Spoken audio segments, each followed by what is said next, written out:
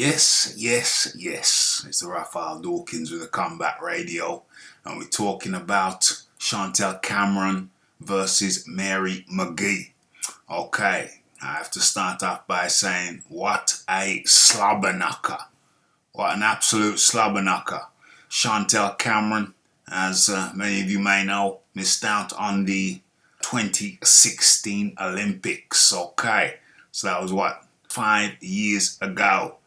Chantelle Cameron, she's got a pedigree. She's got an amateur career. She was the slicker of the two. She had the more silky boxing. She had silky boxing. Mary McGee did not. Mary McGee's strength was her strength.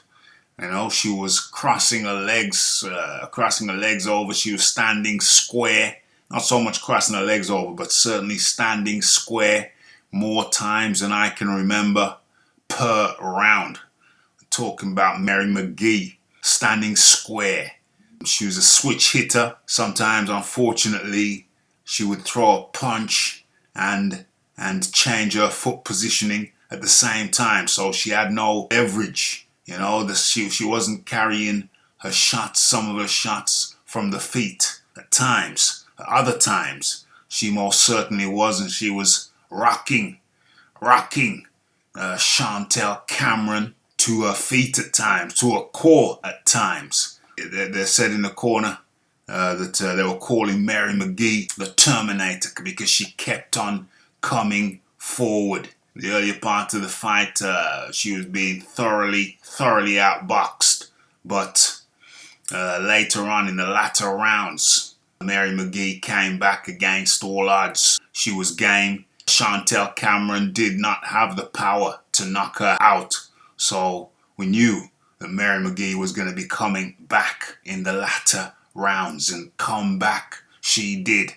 Although that was not reflected in the scorecards. I think at least one judge gave Chantelle Cameron all of the rounds. That was very disrespectful to Mary McGee, because she came to fight and took at least a couple of rounds on my scorecard, although I wasn't really scoring it. But from the eye test, I gave Mary McGee a couple of rounds. So Chantelle Cameron was the overwhelming winner, but Mary McGee came to fight, and she, along with Chantelle Cameron, made this fight one hell of a slobber knocker.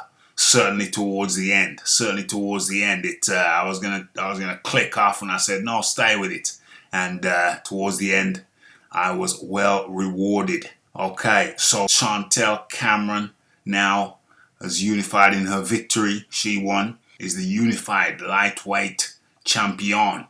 Okay, so I think she had the WBC belt, and now she collects Mary McGee's IBF belt.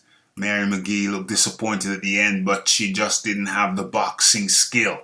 She had the heart, she had the toughness, she had the strong attitude and a will to fight.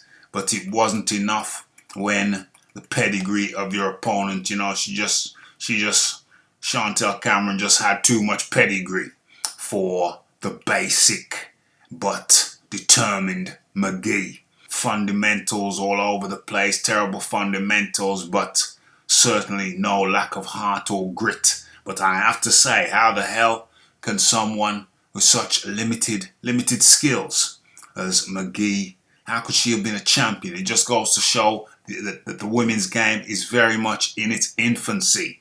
When you've got someone with poor fundamentals, being a champion. But hey, she's not the only one with poor fundamentals who in recent times has been a champion. Okay, let's say no more about that.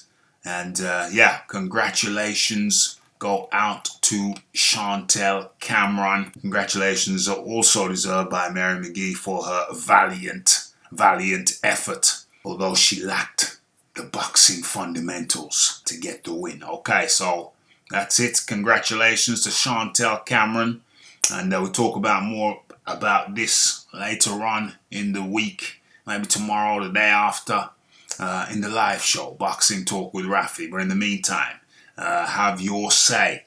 Get your comments in below. It's the like, it's the subscribe, it's the comments, it's the shares, and it's the hitting the bell icon to stay updated with news and notifications. It's the Raphael Dawkins. It's the Combat Radio. And we are